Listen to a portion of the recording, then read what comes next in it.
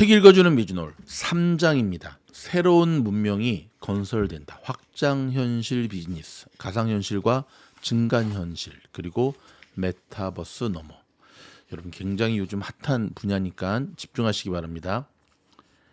우수함은 훈련과 습관으로 얻을 수 있는 작품이다. 반복해서 할 때 그것은 우리 것이 된다. 윌 듀런트 철학자. 참 멋진 말이네. 우수함은 훈련과 습관으로 얻을 수 있는 작품이다. 반복해서 할 때 그것은 우리 것이 된다. 95쪽입니다. 실패작으로 취급받던 기술이 거대 기업들의 주력 신사업이 되다. 2020년 3월 16일 오리건주는 다른 나라 및 미국의 다른 주와 마찬가지로 코로나에 대응하여 자택 대피령을 내렸다. 사무실은 물론이고 학교와 길 건너 공원까지 모두 문을 닫았다. 다행히 우리 가족은 무사했다. 식량과 휴지도 넉넉했다. 그런데 언제부턴가 우리에게 점점 벽이 다가오는 듯 느껴졌다. 전 세계의 여느 사람들처럼 우리도 답답해 미칠 지경이었고 너무나도 밖에 나가고 싶었다. 하지만 우리 집에는 구세주가 돼줄 한 가지 최첨단 기술이 있었다. 바로 가상현실, VR이었다. 가상현실 덕분에 우리는 인간이라는 존재를 오랫동안 잊고 지내다가 조금이나마 사회 활동을 할 수 있었으며 사방을 가로막는 벽을 넘어 해방감을 느낄 수 있었다. VR은 우리의 마음을 가상세계로 순간 이동시킨다. 일반적인 비디오 게임이나 비디오 채팅이 한두 개의 신경 전달 물질을 자극하는 것과 달리 VR은 더 많은 신경 전달 물질을 자극한다고 알려져 있다. VR의 힘은 글로 묘사하기가 어렵다. 마치 음식의 맛이나 음악의 소리를 읽는 것과 비슷하다. 언어만으로는 설명이 불가능할 때가 있기 때문이다. 그래도 간단한 사례를 통해 VR이 우리 일상생활에 얼마나 깊이 영향을 끼칠 수 있는지 살펴보자. 가상현실 안에서 일하면 무엇까지 가능할까? 코로나 동안 나 역시 재택근무라는 대세에 합류했다. 내가 속한 팀의 구성원은 대부분 소프트웨어 엔지니어였기 때문에 일상적인 업무를 원격으로 처리하는 데 별다른 어려움이 없었다. 이미 오래전부터 사내 메신저로 슬랙을 썼으며 디지털 kanban 보드를 이용해 작업 흐름을 깃허브로 소스 코드를 관리하고 있었다. 유일한 큰 변화를 꼽자면 애자일 스크럼의 일환으로 진행되던 테일리 스테드엄 미팅이 줌을 이용한 화상 채팅으로 미팅으로 대체됐다는 점이다. 그러나 아무리 많은 툴을 도입해도 언젠가 채워지지 않는 부족함이 남아 있었다. 업무는 문제없이 처리됐지만 동료들과 유대감이 점점 옅어진 것이다. 이 말로 설명하기 어려운 감정은 동료들과 함께 지내며 잡담도 나누고 소통해야만 생기는 법이다. 그저 화면을 통해서 이야기를 나누다 보면 자연히 사라질 수밖에 없는 감정이다. 처음으로 시도한 대책은 근무 시간 내내 화상 채팅방을 열어두는 것이었다. 하지만 예상치 못한 소음이 생길 때마다 사과를 하고 잠시 자리를 비울 때마다 용무를 설명하다 보니 모두가 금세 지치고 말았다. 원격 점심 회식은 좋은 의도로 시작했으나 개걸스럽게 먹는 팀원들의 얼굴이 화면을 가득 채우니 입맛이 떨어지는 기분이었다. 게다가 팀원 대부분이 술이라면 임해도 되지 않아서 해피아워는 꿈도 꾸지 못했다. 혹시 더 좋은 해결책은 없을까? 팬데믹이 터지기 한 달 전 순전히 뜻밖의 행운으로 나눈 최고급 VR 고글을 팀원 모두에게 선물했다. VR과는 관련 없는 프로젝트를 하나를 완수하여 받은 보상이었다. 자연히 우리는 VR을 후보로 올리게 됐고 몇 차례 시행착오를 거친 뒤 결국 이머시드라는 VR 서비스를 찾아냈다. 이 앱을 사용하니 팀원 모두가 각자를 표현한 아바타의 모습으로 다 함께 가상 공간에 접속할 수 있었다. 화상회의에 참석한 동료의 모습이 가상 데스크탑 화면으로 보이고 현실 세계에서 동료의 어깨너머로 함께 모니터를 보듯 서로 모니터 화면을 서로 보여주면서 협업하는 일도 가능했다. 무엇보다 가장 유용한 것은 가상 칠판이었다. 물리적인 사무실 공간이 없어도 우리는 가상 칠판 주변에 모여서 프로젝트의 컨셉트를 그려보고 의견을 나눌 수 있었다. 가장 재미있는 일은 사실은 따로 있었다. 우리는 가상 세계에서 실제 랩탑에 접속했기 때문에 이메일 답장을 보내는 일은 물론이고 가상현실 속에서 줌 화상회의에 참여하는 괴상한 짓도 가능했다. 당연히 우스꽝스럽게 보였을 테다. VR을 사용하지 않은 참석자들은 웹캠 화면 속에서 나와 팀원들이 거대한 오큘러스 퀘스트 고글을 당당히 착용한 모습을 보고 이들이 도대체 뭐하고 있나 어리둥절했을 것이다. 전대미문의 팬데믹이 대중의 판타지를 현실로 앞당기다. 30살이 넘은 이들에게 VR은 SF 소설에서 독보적인 소재였다. 시작은 닐 스티븐슨의 1992년 작품 스노우 크래시에 나오는 VR 메타버스였다. 메타버스는 그보다 10년 전 윌리엄 깁슨이 고안한 사이버 스페이스보다 더 풍성한 가상 세계가 도입된 개념이었다. 얼마 후 론머맨, 코드명 J, 매트릭스를 거쳐 오아시스까지 소설의 영화 속 가상 세계는 그저 꿈일 뿐이었다. 하지만 2012년 양대 산맥이라 할 만한 오큘러스 리프트와 구글 클래스가 출시되면서 가상현실이 가까워지기 시작했다. 두 제품 모두 가상현실, 확장현실, 증강현실 전부 아우를 수 있는 실시간 컴퓨터 생성 세계를 구현했다. 물론 연구소에서 사용하거나 값비싼 니치 비즈니스를 겨냥한 상품 제품도 있었다. 하지만 위의 두 제품은 품질과 고객 접근성을 모두 충족하며 대중의 상상력을 사로잡는 데 성공했다. 가상현실의 오랜 꿈을 부활시킨 사람은 19살의 팔머 럭키였다. 그의 삶은 곧 집요함의 연속이었다. 팔머는 캠핑 트레일러에 살면서 한 연구팀에서 일했다. 어느새 그의 지식 수준은 저렴한 사물 인터넷 부품을 이용해 최고급 VR 헤드셋 시제품을 만들 수 있을 정도에 이르렀다. 비슷한 시기에 구글이 증강현실인 기기 구글 글래스를 출시하면서 커다란 파동이 일었다. 가격이 $1,500 수준이었기 때문에 오큘러스만큼 시장을 개척하지는 못했으나 안경 크기의 폼 팩터만으로도 무엇이 가능한지 힌트를 주는 작품이었다. 2014년에 나는 오직 구글 글래스와 시각적 번역 앱만 이용하면서 중국을 돌아다녔다. 중국어와 문자를 전혀 모른 채로 말이다. 중국어 간판을 볼 때마다 구글 클래스 번역 앱이 즉시 번역을 하여 간판 위에 중국어 대신 영어 단어를 표시해 주었다. 현재 이 기능은 구글 번역에 구현되어 있다. 그래도 당시에는 정말로 압도적이었다. 실패한 기술로 취급받던 VR과 AR은 9년이라는 짧은 시간 동안 가장 흥미로운 범용 기술로 거듭났다. 현실에서 가상으로 비즈니스 한계를 허물다. 초기의 가상현실, 증강현실, 혼합현실이 대중시장에 침투할 수 있었던 건 모든 사람이 이미 가지고 있는 기기를 활용했기 때문이다. 바로 스마트폰이다. 삼성 기어 VR과 구글 카드보드는 얼굴에 쓸 수 있는 저렴한 기기로 사용자의 눈 가까이에 스마트폰을 착용해야 사용 가능하다. 스마트폰에 뛰어난 카메라 렌즈, 소프트웨어 그리고 가속도계 등의 내부 기능에 힘입어 제법 괜찮은 VR을 누구나 경험해 볼 수 있었다. 초기 VR 기기 중에는 다른 플랫폼을 활용하는 사례도 있다. 예를 들면 소니는 자사 최초의 VR 게임을 플레이스테이션 콘솔에서 구동하고자 했다. AR로 눈을 돌리면 iOS AR 키트, 안드로이드 진영의 AR 코드가 대표 주자다. VR이란 무엇인가? 간단히 말하면 가장된 경험이지만 엄밀히 정의하면 고려해야 될 상황이 많다. VR 경험은 시각과 청각에만 국한되는가? 후각이나 촉각 같은 다른 감각은 어떤가? 영화 매트릭스 이후로 감각의 한계와 현실의 본질에 대한 의문은 큰 화두가 됐다. 사실 지금 시대에 기본적인 VR은 아주 쉽게 접할 수가 있다. 특히 스마트폰 덕분에 적당한 센서를 저렴하게 구할 수 있어서 조금만 인터넷 접속을 하면 10대 청소년도 괜찮은 VR 헤드셋을 만드는 게 가능하다. 더 많은 요소가 포함될수록 VR 경험은 더 풍성해진다. 가장 간단한 형태의 VR, 이를테면 구글 카드보드와 스마트폰을 사용했을 경우에 사용자는 자리에 앉아 3D 화면을 둘러볼 수 있을 뿐이다. VR 실제감을 향상하려면 더 큰 스크린과 더 나은 광학 기술을 통해 시야각을 넓혀야 한다. 90도 수준의 좁은 시야각으로는 터널을 보는 듯한 느낌이 들 것이다.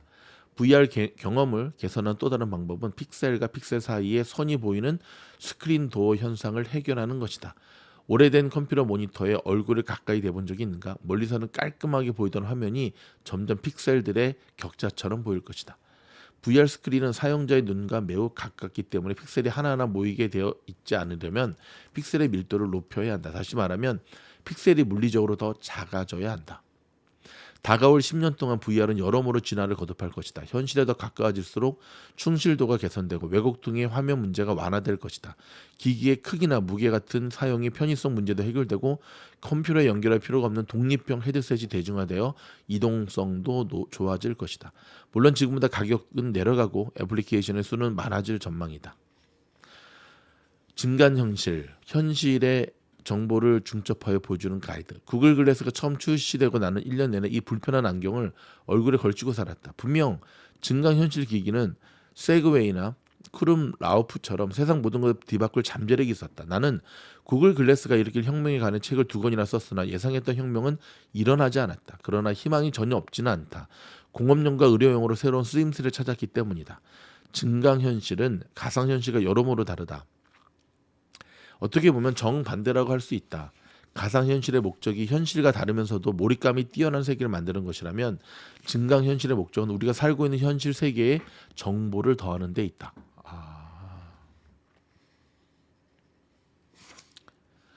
혼합현실.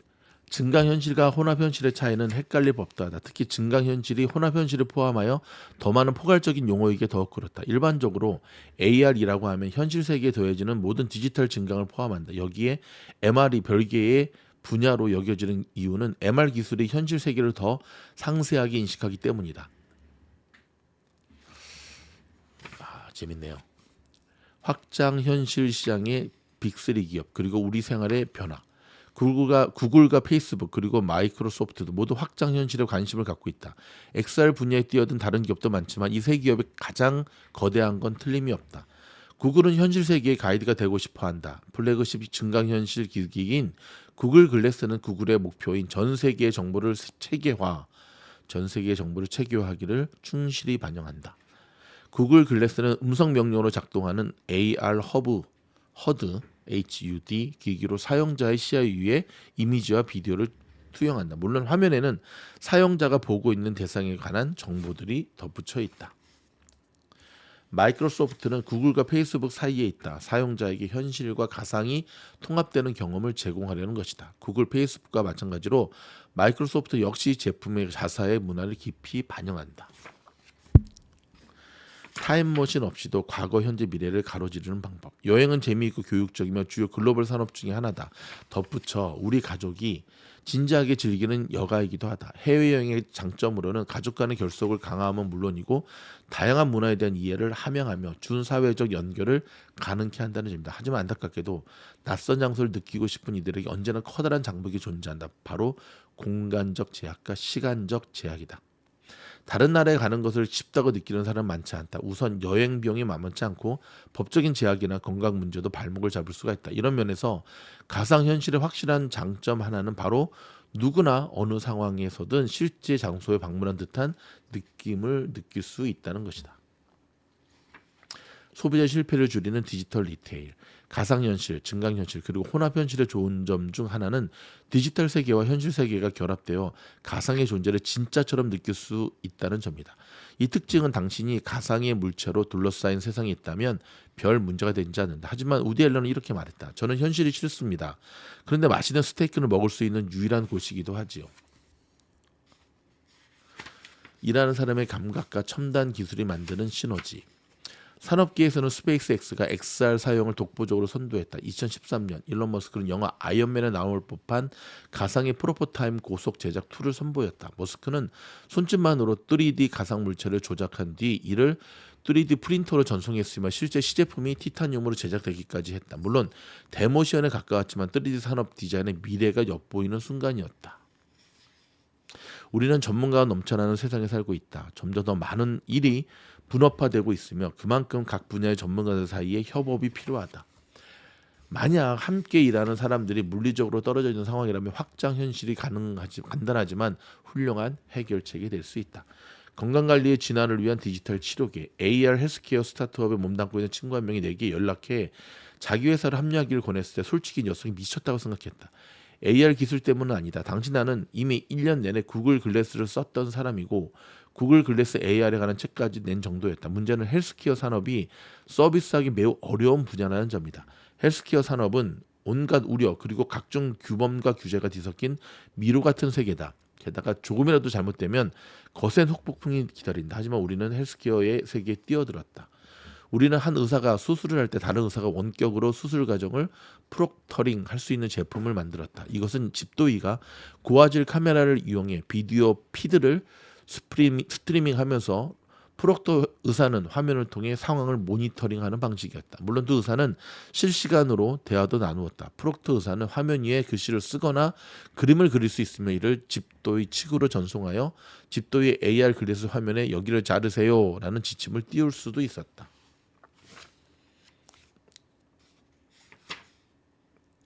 메타버스 그 너머를 향한 인간과 기술의 결합. 지금까지 XR을 구성하는 요소로부터 시작하여 XR의 전망과 실제 적용 사례까지 다루었다. 이제부터는 XR 경험을 확장하기 위해 개발 중인 최신 기술들을 살펴보려 한다. 제록스의 팔로알토 연구소 로비는 작은 기술사 박물관이다. 두꺼운 유리 케이스 뒤로는 모든 데모의 어머니로 불린 데모에서 영감을 받아 초기의 그래픽 사용자 인터페이스와 마우스가 전시돼 있다. 이렇게 인간이 컴퓨터와 상호작용하는 방식이 변하면서 애플과 마소 모두 자극을 받아 1980년대 초반 PC 혁명을 일으켰다. 현재 우리가 일으키는 XR 혁명은 여전히 초기 단계로 아직은 부족한 점이 많이 있다. 하지만 XR의 전성기는 금방 찾아올지도 모른다. 2020년만 해도 수많은 XR 기술이 활발히 연구되고 있기 때문이다. 안경 쓰는 사람이라면 컨택트 렌즈 회사에 주목하라. 2006년 발표된 버너 빈지의 근미래 SF 소설에는 모두가 혼합현실 컨택트 렌즈를 낀 채 살아가는 세상이 그려져 있다. 그는 가상의 컴퓨터 화면이 끊임없이 현실 세계 위에 펼쳐지는 세상에서는 광고는 물론이고 건물의 파사드, 심지어 컴퓨팅 기기까지 가상화될 것으로 봤다. 이런 SF 세계가 생각보다 머지않은 듯하다. 2014년 구글은 스마트 컨택트 렌즈를 이용해 당뇨병 환자 혈당을 측정하겠다는 프로젝트를 발표했다. 비록 해당 프로젝트는 2018년에 폐기됐지만 전자장치가 컨택트 렌즈에 삽입될 정도로 충분히 작아졌다는 현실을 입증하기에는 충분했다. 뜨겁고 차갑고 짜릿하다. 촉각 산업을 깨운 햅틱 혁명. 소셜 레디 플레이어 1을 논하지 않고서 VR의 미래를 이야기하기란 불가능에 가깝다. 스티븐 스필버그 영화로도 제작한 이 소설에서 사람들이 하루의 대부분을 초현실적인 멀티플레이어 가상현실 세계에 접속하여 생활하는 세상을 묘사했다. 특히 가상현실에서의 경험을 더 실감나게 하기 위해 VR 고글 외에도 햅틱 슈트나 전방향 트레드밀 같은 장치가 필요했다. 오늘날 VR 세계에 몰입하는 데 방해되는 요소가 두 가지가 있다. 먼저 촉각 반응이 아주 부족하다는 점, 그리고 VR 세계가 무한한 것과 달리 현실에서는 사용자가 언제나 벽에 가로막히거나 금속 벤치의 정강이에 부딪힐지도 모른다는 점이다. 뉴럴링크가 생각만으로 게임하는 원숭이를 연구한 이유. 일본 애니메이션 소드 아트 온라인 속 미래 세상에서는 VR 기술이 완벽하게 발전하여 더 이상 트레드밀, 햅틱 슈트, 고글, 헤드폰처럼 큼지막한 기계가 없어 사람들이 가상세계에 완전히 몰입하여 VR을 즐길 수 있다. 작품에서는 이 고도의 VR을 딥다이브라고 부르며 VR이 사용자의 뇌파를 직접 수신한 뒤 가상세계의 정보를 전기 신호 형태로 직접 사용자의 뇌로 송신하는 방식이다. 사용자는 시각, 청각, 촉각은 물론이고 후각과 미각까지 모두 느낀다. 뉴럴링크 유저 이번에 체스 뜨는 것까지 만들어냈죠.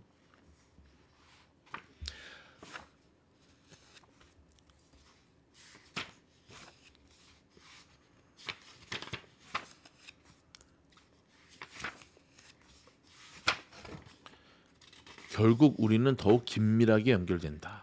작가 커트 보니것은 이렇게 말한 바 있다. 우리는 가면을 쓴 존재다. 그러니 그 가면을 조심히 다루어야 한다. 이 인용권은 확장 현실에도 그대로 적용할 수 있다. 우리가 각자의 고유한 현실 속에 빠져들 때 상호 주관성이나 공유 내러티브에 대해 철학적 질문이 제기되고 개인의 건강과 소셜 패브릭에 대해 심리학적 질문도 제기될 것이다. 심지어 인간과 신이 어떻게 연결되는지 묻는 종교적 질문까지 나올지도 모른다. 우리가 근본적으로 품어야 할 의문은 과연 확장 현실이 인간의 삶을 더 풍요롭게 해주느냐 아니면 오히려 더 파편화하느냐다. 우리가 더 이상 서로 현실을 공유하지 않은데 함께 일을 할 수 있을까? 직접 XR을 경험해보니 인간관계 몇 가지 중요한 변화가 일어났다. 부디 다른 이들도 긍정적인 변화를 겪길 바란다. 그럼 XR이 내 삶에 어떤 영향을 끼쳤는지 사례를 들어 이야기해보겠다. 나는 무려 72시간이 지난 동안 3시간만 눈을 붙이며 견딘 끝에 딸의 탄생을 지켜볼 수 있었다. 그 순간 잃었던 벅찬 감정과 안도 그리고 피로와 공포는 죽을 때까지 잊지 못할 것이다. 물론 내 딸들과 이 세상에 사랑을 느끼기도 했다. 당시 나는 구글 글래스를 착용하고 있다는 사실조차 잊고 있었다. 구글 글래스가 당시 모든 순간을 녹화한 덕에 나는 언제든 그 잊지 못할 기억으로 돌아갈 수 있다. 나는 그 자리에 있었을 뿐 구글 글래스가 모든 것을 기록했다. XR 덕분에 내 삶을 한층 더 가까이서 보게 된 것이다. 한편 VR을 통해서 수없이 많은 별에 둘러싸여 진공의 우주 공간을 부유한 적도 있다. 블랙홀 위를 맴돌다 그 안으로 뛰어들기도 했다. 푸른 별들의 움직임이 워낙 빨라지더니 우주의 거품이 일었다. 그러다 어느 순간 머리 위로 우주가 보였다. 내가 있던 곳은 시공간 바깥이었다. 과학적으로 엄밀히 말하자면 강력한 중력의 영향 하에서는 우리의 몸이 스파게티 가락처럼 길게 늘어날 것이다. 진짜 블랙홀에서 살아남기는 불가능하겠지만 VR은 불가능을 가능으로 만들 줄 안다. VR을 통해 우주처럼 혹독한 곳을 마음껏 누볐다고 생각하니 새삼 고마운 마음이 들었다. 엑셀 덕분에 자연에 한층 더 가까이 다가가게 됐다. 확장현실은 우리가 더 거대한 기술 생태계와 직접 상호 작용하도록 돕는 도구가 될 것이다. 지금껏 개발된 그 어떤 기술보다 확장현실이 이런 역할에 알맞다. 2020년대가 끝나갈 무렵이면 스마트폰을 들여다보는 사람은 찾기 어려울 것이다. 스마트 글래스만으로도 현실의 디지털 정보를 덧붙이고 현실 세계와 가상 존재를 함께 다루며 나아가 실제 세상을 완전히 가상현실로 대체할 수 있을 테니 말이다. 아마 다음 세기에는 인간과 컴퓨터가 상호작용하는 데 스마트 글래스를 가장 많이 이용하지 않을까 싶다. 하지만 확장현실 기술의 반대쪽 끝에는 결국 사람이 있음을 명심해야 한다.